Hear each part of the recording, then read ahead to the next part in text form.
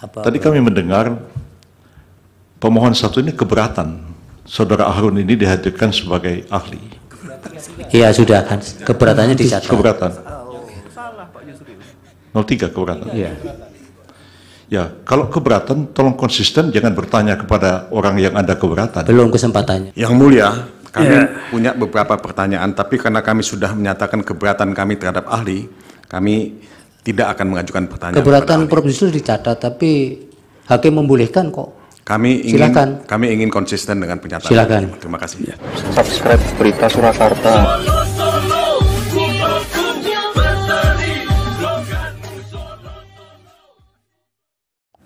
Silakan maju para ahli. Sebentar Yang Mulia.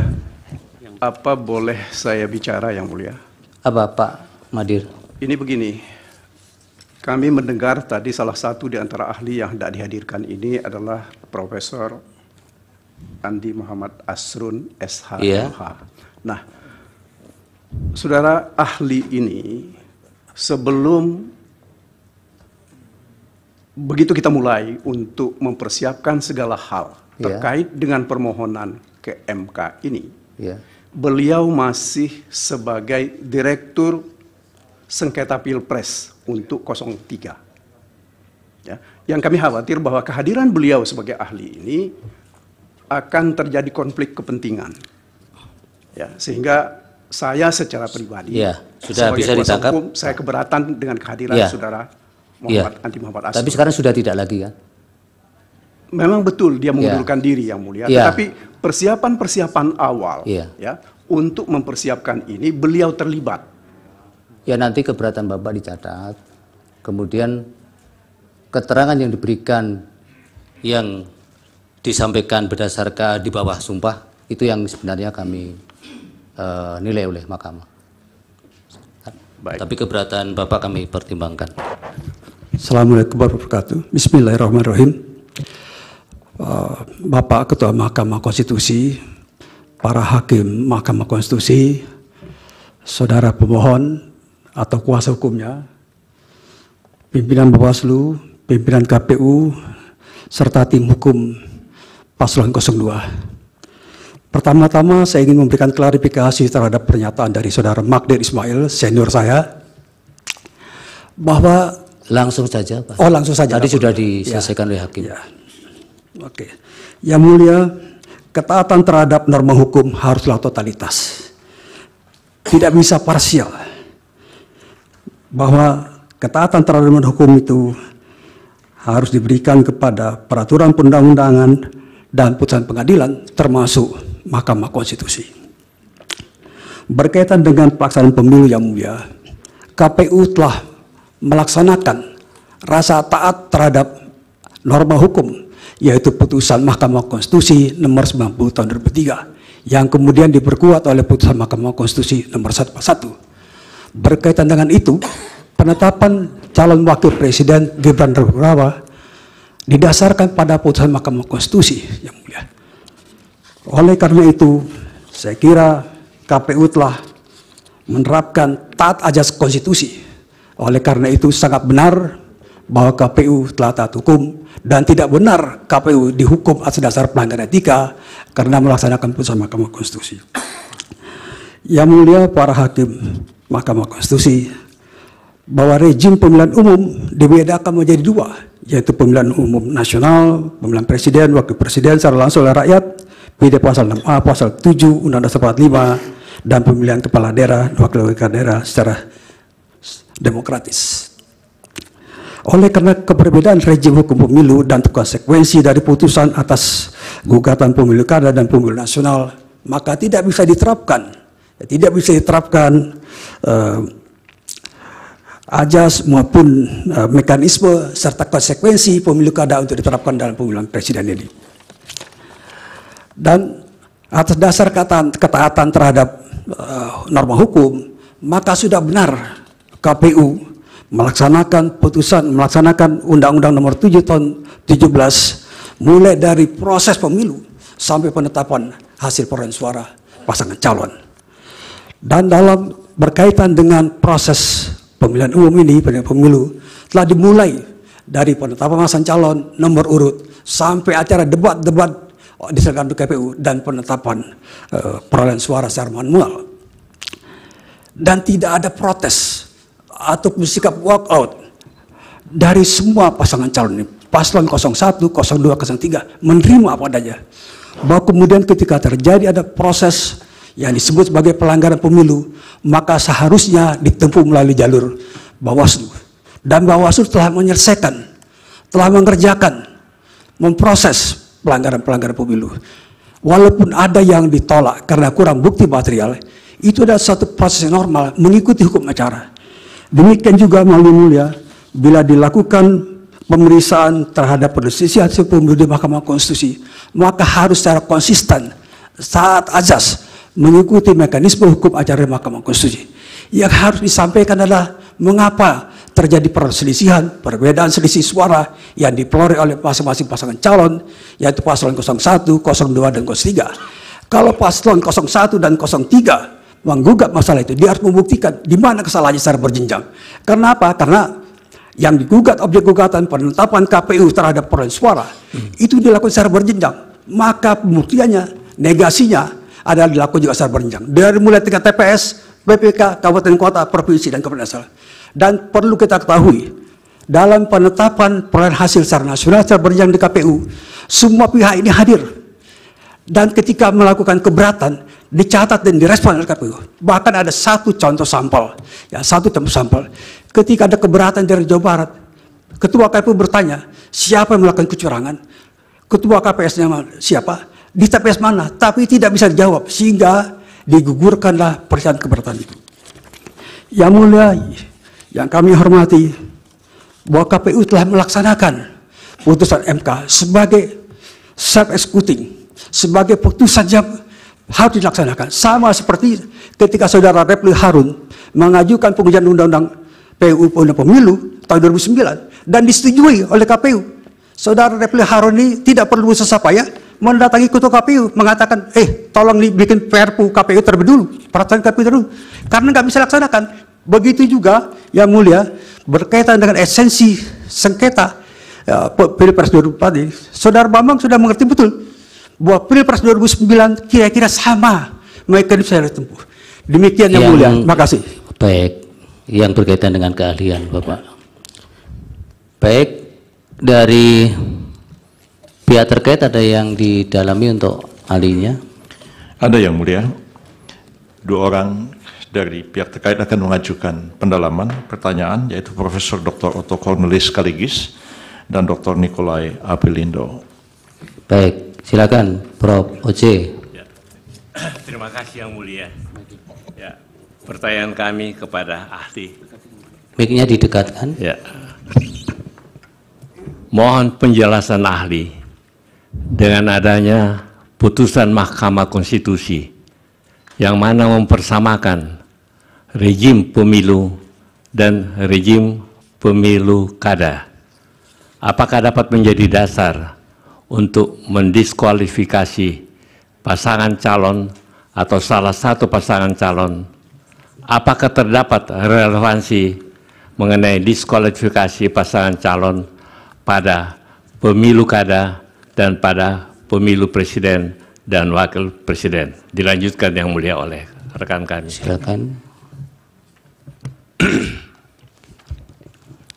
Saudara ahli, pemilu dan pemilu kada mengacu pada 2 peraturan yang berbeda, yaitu Undang-Undang 7 tahun 2017 untuk pemilu dan Perpu nomor 1 tahun 2014 berikut perubahan-perubahannya untuk pemilu kada. Dengan diundangkan Undang-Undang 7 tahun 2017 tentang pemilu, maka norma-norma yang terbentuk pada putusan sebagaimana dikutip tidak berlaku lagi. Adanya perbedaan rejim antara pemilu dan pemilu kada.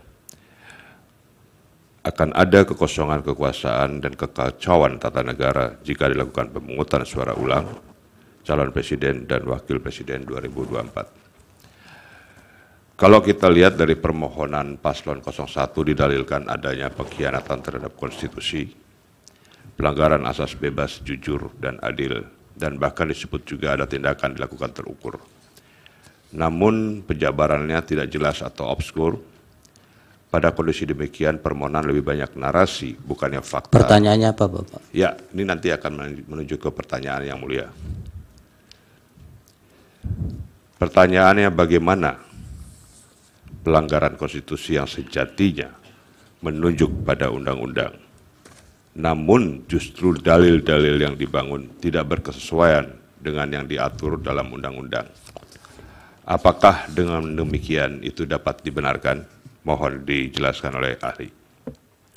Baik, dari pemohon nomor 1, silakan. Terima kasih Yang Mulia. Kami bergantian dengan rekan Refli. Namun izin sambil kami menanyakan kepada ahli, izin menayangkan 2 lembar PowerPoint Yang Mulia untuk bukti menanyakan. berapa? Ya. Bukti bukan. PowerPoint hasil riset Yang Mulia. Itu untuk menerangkan, untuk bertanya kepada. Enggak, ada itu bukti bukan. PPT bukan Yang Mulia. Bukan bukti. Bukan. Narasikan saja. Baik, terima kasih. Izin menanyakan langsung Yang Mulia kepada saudara ahli Pak Asrun. Siap. Ya. Yang mulia, kami boleh menyampaikan satu sebelum ini. Tadi kami mendengar pemohon 1 ini keberatan saudara Harun ini dihadirkan sebagai ahli. Iya, sudah kan. Keberatannya dicatat. Keberatan. 03 keberatan. Iya. Ya, kalau keberatan tolong konsisten, jangan bertanya kepada orang yang ada keberatan. Belum kesempatannya, Bro. Ya. Nanti gilirannya. Tidak apa-apa. Meskipun keberatan mengajukan pertanyaan juga boleh. Sudah tidak perlu ditanggapi, ini untuk pemohon 1, silahkan. Baik, terima kasih Yang Mulia. Kalau di forum pengacara konstitusi saya panggil Pak Ketua, Pak Asrun. Tadi saudara ahli menerangkan tentang adanya perbedaan rezim. Ya, sedikit kami izin menerangkan sebelum bertanya.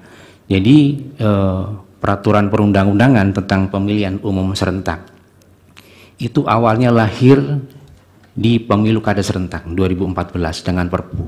Kemudian diperbaiki terakhir dengan Undang-Undang Nomor 10 tahun 2016. Disitulah terbangun sistem keadilan pemilu yang semuanya melalui Bawaslu. Pelanggaran administrasi, pelanggaran pidana, pelanggaran TSM, pelanggaran etik, sengketa administrasi di Bawaslu, yang kemudian bisa diajukan gugatan di Pengadilan Tata Usaha Negara. Nah, kemudian sistem keadilan pemilu ini diadopsi di tahun 2017 di Undang-Undang Nomor 7. Sama persis, tidak ada perbedaan. Penegakan hukumnya semua melalui Bawaslu. Organ dan prosedurnya tidak ada perbedaan, hanya ada perbedaan subjeknya karena kepesertaan pemilu itu berbeda antara pemilu kada dengan pemilu legislatif dan pemilu presiden. Kemudian dalam perkembangannya di ruangan ini juga, ya, di ruangan ini juga ada beberapa putusan mahkamah terdahulu, ya, yang secara progresif di luar sistem keadilan pemilu yang ada. Ya, saya ambil 2 contoh. Yang pertama, pemilu kada serentak IA5 2020 ada pelanggaran syarat calon di mana calon bupati ketika selesai pemungutan suara itu statusnya berubah dari terdakwa menjadi terpidana. Dipertimbangkan oleh mahkamah dengan didiskualifikasi tanpa melalui Bawaslu. Kemudian juga Saburai Juwai bahkan sudah hampir pelantikan, tidak memenuhi syarat calon, kemudian diputus tanpa melalui Bawaslu. Nah, kemudian yang ketiga, Bovendigul juga pun sama. Bahkan kalau Bovendigul ada putusan Bawaslu yang diikut sertakan, tapi karena di persidangan terbukti tidak memenuhi syarat, belum jeda 5 tahun pun dibatalkan. Di dalam perselisihan hasil pemilu kada serentak. Nah, dalam konteks ini kemudian kita menyimak terakhir di 2022 ada putusan mahkamah tentang pengujian undang-undang, putusan nomor 85 tahun 2022, di mana dalam salah satu pertimbangan hukumnya ditegaskan bahwa tidak ada lagi perbedaan antara rezim pemilihan, tidak ada lagi perbedaan rezim pemilihan antara pemilu kada dengan pemilu legislatif dan pemilu presiden. Dalam konteks ini, petitum putusan ini, putusan nomor 85. Dipersingkat pertanyaannya coba Pak Heru. Ya, pertanyaannya adalah ketika ada perkembangan putusan-putusan mahkamah, nah, apakah kemudian putusan-putusan seperti ini tidak dapat dijadikan pertimbangan untuk masuk memeriksa dan mengadili persoalan-persyaratan calon yang baru diketahui belakangan 9 hari sebelum pemungutan suara? Itu yang pertama. Kemudian yang kedua, dalam hal ini menurut ahli jawabannya tidak, ya kan? Jangan dalam hal yang mulia. Yang kedua, jika tidak, ya, jika tidak, ya, quod non, nonnya lanjut. Nah, manakala ini tidak dapat diadili, sementara ada yang belum selesai ditimbang, nah, kemana keadilan ini akan bisa diraih? Dua hal itu yang mulia. Baik. Pak Refli masih ada tambahan? Ya, terima kasih yang mulia. Saya paham pendapat ahli yang mengatakan bahwa harusnya yang dipersoalkan adalah selisih suara. Itu ya pendapat saudara ahli. Saya akan membacakan putusan Pilpres pertama kali tahun 2004 yang diajukan oleh Wiranto dan Salahuddin Wahid, dan pertimbangan yang bersifat kualitatif halaman 53 dan 54 dari putusan MK.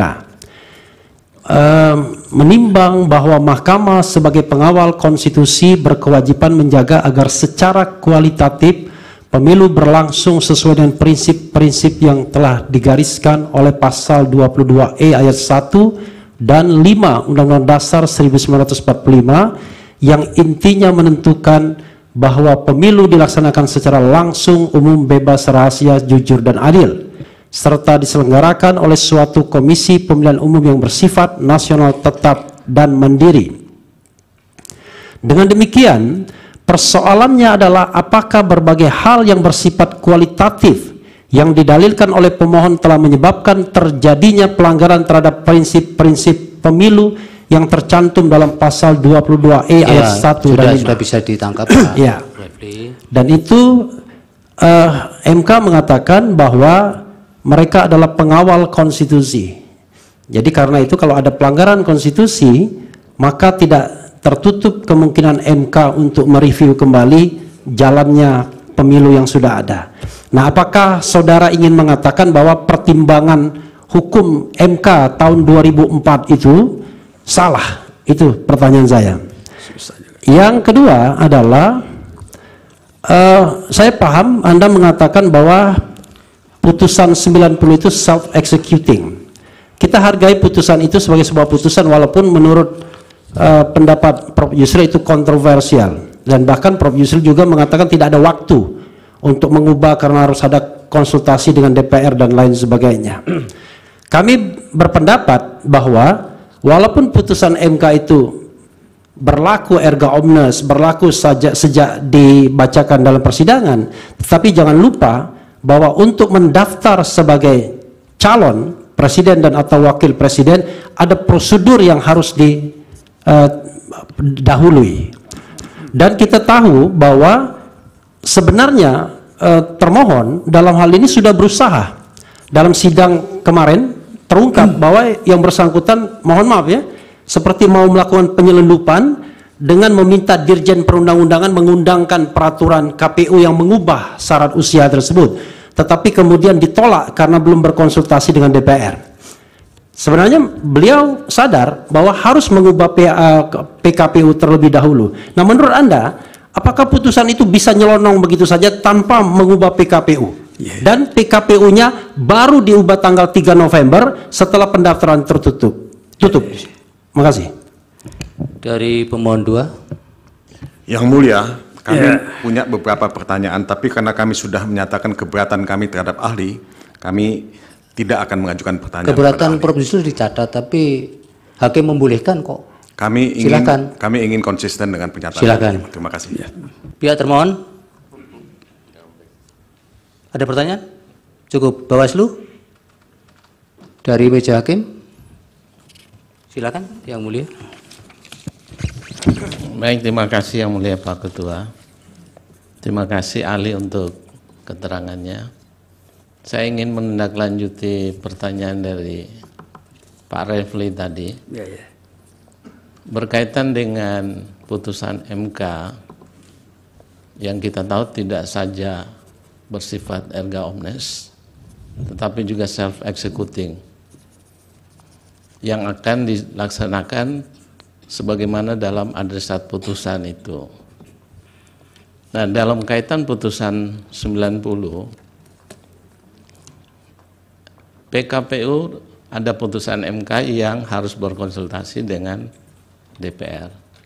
Tapi pada masa itu dalam fakta persidangan itu dinyatakan bahwa DPR pada waktu itu masih reses. Kemudian KPU mengeluarkan surat edaran. Pertanyaannya adalah, apakah surat edaran itu bisa dijadikan sebagai pegangan pengganti sebelum PKPU itu dirubah? Itu saja. Terima kasih. Silakan Pak Andi Asrun, dijawab singkat-singkat saja. Terima kasih Yang Mulia. Terima kasih atas segala pertanyaan yang disampaikan kepada saya. Perkenankan saya menjawab pertanyaan satu persatu. Mudah-mudahan bisa dijawab. Jadi, Saudara Heru ya, pertanyaan pertama terkait dengan pemilu dan pemilu kada. Dari pihak terkait dulu. Dari pihak terkait ya, saya lupa saya. Ya, saudara pihak terkait ya, Profesor Ojek Kaligis. Ya, terkait dengan persoalan pemilu dan pemilu kada. Memang sejak awal ya, rahim amandemen konstitusi, rahim amandemen Undang-Undang Dasar 45 itu membedakan, tidak masukkan Prof. Oce. Pemilu kada, pemilu kepala daerah ke dalam sistem pemilu nasional dibedakan. Dikatakan pemilihan kepala daerah dilakukan secara demokratis. Demokratis bisa melalui DPRD secara langsung, kemudian dilakukan pemilihan secara langsung. Sejak awal sejarahnya beda. Jadi oleh karena itu tidak bisa bedakan. Kemudian juga ada putusan MK, ya, putusan Mahkamah Konstitusi. Saya kutip ini putusan MK. Ya. Yaitu putusan 97 PU 11 2013. Ini sangat prinsipal sekali dan selalu saya tahu menjadi perdebatan di Mahkamah Konstitusi. Apakah pemilu kada itu masuk rejim pemilu? Dan bagaimana penanganan sengketa pemilu? Bahwa putusan ini mengatakan itu inkonstitusional. Walaupun sudah dirubah oleh kemudian. Tetapi sejatinya dalam rahim Mahkamah Konstitusi mengatakan kita keluarkan ini pemeriksaan sengketa pemilu. Biarkan dibentuk oleh pengadilan khusus. Mari kita jadikan Mahkamah Konstitusi sebagai peradilan undang-undang. Biar marwah kenegarawan itu lebih tinggi, lebih melekat. Itu jawaban saya yang secara itu. Kemudian soal penetapan hasil ya. Misalnya ada putusan pemilu kada ingin diterapkan dalam kasus pemilu presiden. Saya kira dari ajasnya saja, dari lahirnya rahim ide pemilu kada itu berbeda dengan pemilu nasional. Dan implikasinya beda. Bayangkan kalau tiba-tiba semuanya dirubah, diulang secara total, mulai dari mana? Dan ada satu lagi yang menurut saya, ada satu keanehan, ketika ada permintaan untuk mencoret hanya Gibran Rakebumi sebagai cawapres, bagaimana mencari pengganti Gibran ini untuk mendampingi Pak Prabowo Subianto sebagai paslon calon presiden 02. Ini pertanyaan-pertanyaan yang seolah-olah tidak mau dijawab, seolah-olah dibiarkan begitu saja. Sekali lagi, penetapan Gibran berdasarkan putusan Mahkamah Konstitusional. Kalau Anda keberatan terhadap Mahkamah Konstitusi, bukan terhadap produk KPU. Dan sekaligus saya jawab pertanyaan Repli ya, bahwa memang ada persoalan yang dalam pemilu kada. Saya berikan contoh ekstrim Pak Repli, Pak Bambang ya, terkait dengan pemilu kada Bengkulu Selatan 2008. Itu sangat ekstrim kondisinya. Seorang yang pernah dihukum penjara karena terlibat pembunuhan cinta segitiga, dihukum 7 tahun. Namanya beda. Nama di KTP, nama di kampung, nama di kampus beda. Nama aslinya adalah Dirban Mahmud. Tapi nama di KTP, nama di kampus, Robi namanya, supaya lebih keren karena tinggal di kota. Ya. Tapi oleh mahkamah digali kebenarannya itu, karena situasi ekstrim sekali. Dicari data tidak ada. Di depan ada keterangan ahli bahwa betullah sinonima persamaan antara orang yang bernama Diron Mahmud dan orang bernama Romi. Itu kondisi ekstrem, Pak. Ya, diulang. Tapi ini Pak Gibran ini bukan narapidana, bukan kriminal. Dia mendapat legalitas dari Mahkamah Konstitusi dan ini biasa. Kalau seorang merasa itu sudah tidak usah diulang-ulang. Ya. Pertanyaan pihak terkait Pak Niko tadi jawab dulu. Yang mana, Pak? Dari penanya dua pihak terkait. Oh, pihak terkait. Yang pertama Pak Oce kan sudah dijawab. Ya. Yang pertanyaan Pak Niko satunya. Oh ya. Tadi pertanyaan kedua tentang beda pemilu kada dengan pemilu nasional. Kira-kira gitu, Pak.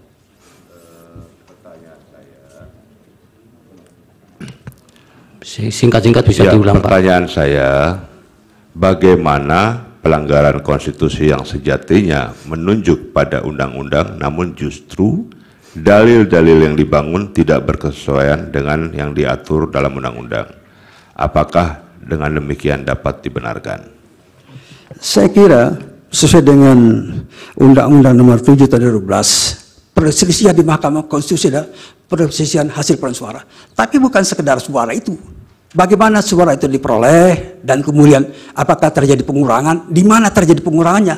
Apakah di Sumatera Barat atau di Aceh? Itu harus dibuktikan secara matematis. Tapi bukan sekedar menjadi mahkamah kalkulator. Ini ajas betul. Itu soal keadilan. Kenapa suara ditaruh di ujung? Karena ini persoalan kedaulatan rakyat, refleksi kedaulatan rakyat.